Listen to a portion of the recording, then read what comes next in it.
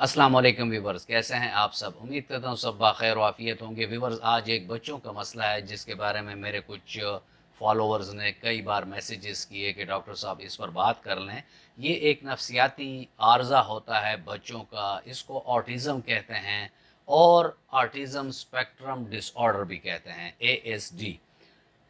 ये क्या होता है बच्चों में, इसको किस तरह हम डायग्नोस करते हैं कि पता चल सके कि बच्चे को ऑटिज़म है, और इसकी क्या क्या ऐसी अलामात होती हैं कि इससे हमें पता चल सके कि बच्चे में ऑटिज़म है, और इसमें होम्योपैथिक का क्या रोल है कि होम्योपैथिक में इस पर क्या किया जा सकता है। स्पेशली मैं इस वीडियो में आपको मियाज़मेटिक रेमेडी भी बताऊंगा कि जो 80 to 90% ऐसे केसेस में उसके एक्सीलेंट रिजल्ट आते हैं, और अलामती दवाएं भी मैं आपको बताऊंगा जिससे बच्चा बहुत कम टाइम में सोशल हो जाता है, बच्चा नॉर्मल बच्चों की तरह बिहेव करना लग जाता है, और उसका जो ये मसला है ये वंस फॉर ऑल ख़त्म हो जाता है। व्यूअर्स, इस पर बात करेंगे, लेकिन अगर आप मेरे चैनल पर नए हैं और अभी तक आपने चैनल को सब्सक्राइब नहीं किया तो चैनल को सब्सक्राइब कर दें और बेल आइकन दबा दें ताकि इस तरह की मुफीद वीडियोस आप लोगों को वक्तन फ़वक्तन मिलती रहें।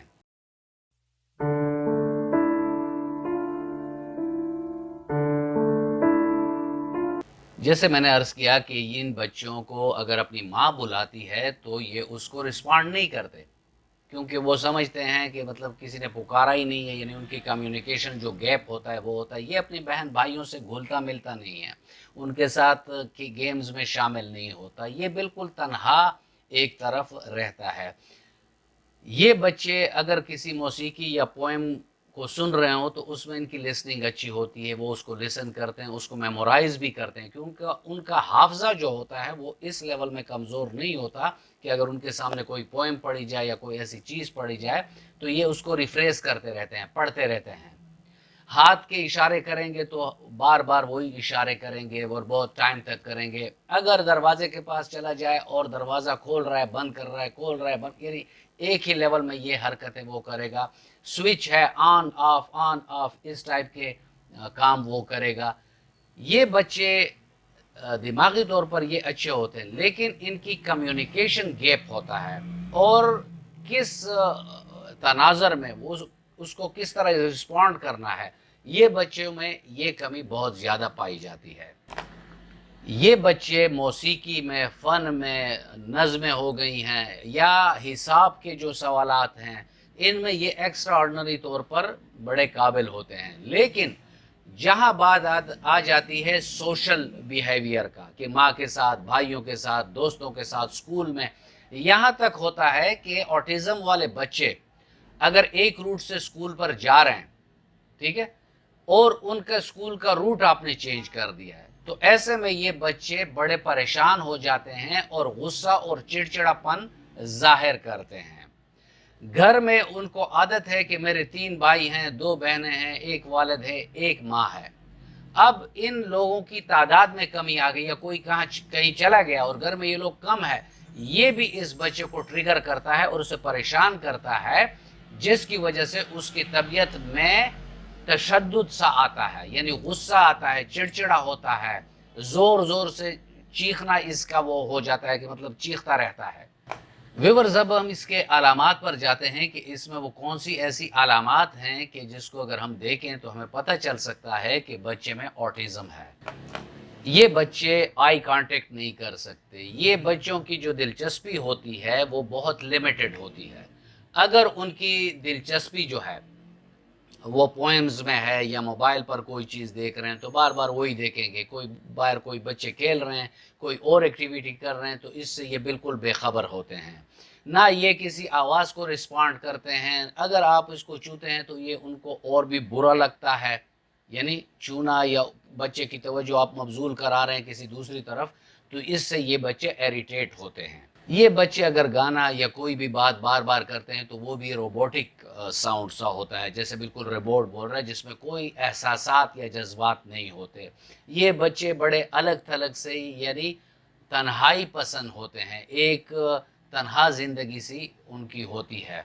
اس کے علاوہ اگر کوئی ان کو اپنے ساتھ گیم یا کسی چیز میں بلانے کے لیے اس کو پکڑتا ہے یا اسے اپنے ساتھ لے جاتا ہے تو ایسے میں بھی یہ اریٹیبل ہو جاتا ہے، یعنی چڑچڑا سا ہو جاتا ہے، یعنی کسی کے ساتھ اس نے نہیں کرنا،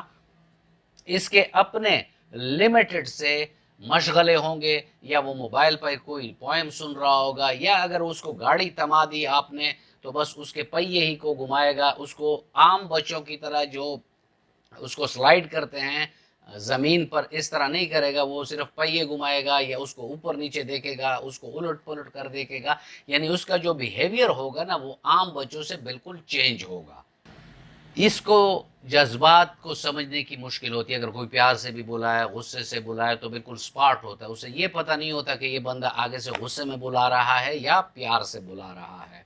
تو اس ٹائپ کے جو بچے ہوتے ہیں ان کا جو بیہیویئر ہوتا ہے وہ زیادہ لونلینس والا ہوتا ہے، کہ میں اکیلا رہوں، میں نے جو ایکٹیویٹی کرنی ہے بس اسی ایکٹیویٹی میں پڑھنا ہے، باقی میں نے کسی کے ساتھ نہ بات کرنی ہے اور نہ میں نے کسی بھی ایکٹیویٹی میں حصہ لینا ہے، اور نہ کسی کو میں نے رسپونڈ کرنا ہے، نہ دیکھنا نہ چہرے کے تاثرات سے۔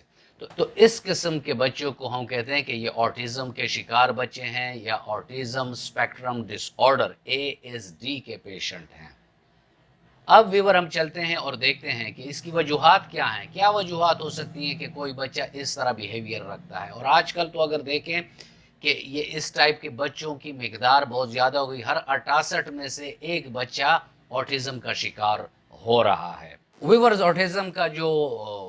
کازز ہیں اس میں زیادہ جو موسٹ پروبیبل کاز ہے وہ ہے جینیٹک، کہ اگر فیملی میں کوئی اور آٹزم کے پیشنٹس ہیں تو آپ کے فیملی میں وہ بچے آ سکتے ہیں جن کو آٹزم کا مسئلہ ہوگا۔ اس کے علاوہ جو والدین بڑی عمر میں شادی کر لیتے ہیں اور بڑی عمر میں ان کی پریگنینسی ہو جاتے ہیں تو ایسے بچوں میں بھی آٹزم ڈیولپ ہونے کے چانسز ہوتے ہیں۔ اس کے علاوہ اگر پریگنینسی میں کوئی عورت ایسی میڈیسن ہو گئی، شراب ہو گئی، کوئی اور ایسے ٹرانکولائزرز ہو گئی ہیں، مطلب جو سینٹرل اور پیریفرل نروس سسٹم کو ریلیکس کرتی ہیں، جو کہ اکثر لوگ یوز کرتے ہیں، یا والدہ کو اوبیسٹی ہے یا والدہ کو ڈائبٹیز ہے، کوئی ایسی بیماری ہے جس کے لیے وہ متواتر میڈیسن لیتی ہیں، تو ایسے بچوں میں بھی آٹزم کا مسئلہ آ سکتا ہے۔ ویورز علاج میں اور بالخصوص ہومیوپیتھک میں جب بھی آپ کو کوئی ایسا جینیٹیکل مسئلہ نظر آئے تو یہ ایک میں کی پوائنٹ آپ کو بتاتا ہوں جو ہم کلینکلی اس میں کافی ہم نے اس پر ریسرچ بھی کیا ہوا ہے اور پیشنٹ کو دیے بھی ہیں ایسے میڈیسن اور اس کے ایکسیلنٹ ریزلٹ بھی آئے ہیں۔ تو ایسے جو بھی امراض ہوتے ہیں جس میں جینیٹک کاز ہوتا ہے، موراثی بیماریاں ہوتی ہیں، یعنی اس میں جینز لیول پر انوالومنٹس ہوتی ہے،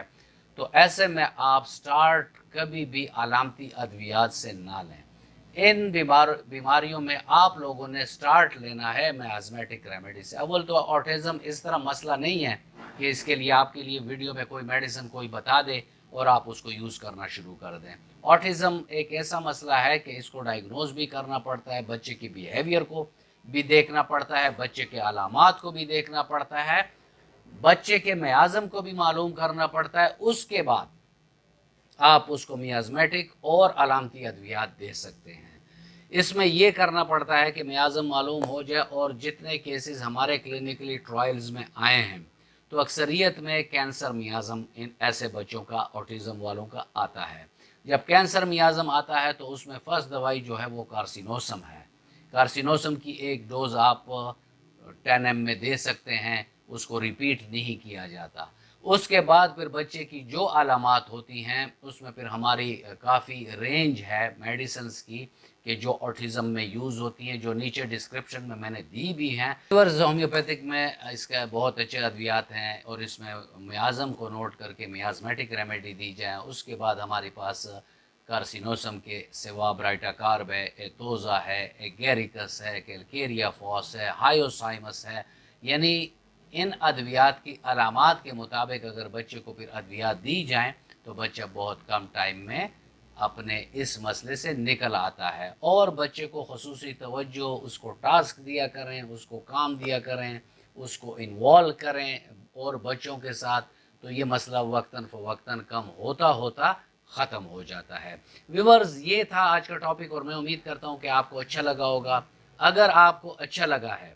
تو ویڈیو کو لائک کر دیں اور فرینڈ اینڈ فیملی ممبرز کے ساتھ اس کو شیئر کر دیں۔ ملتے ہیں کسی ایسی اچھی ویڈیو میں، تب تک کے لیے اجازت، اللہ حافظ۔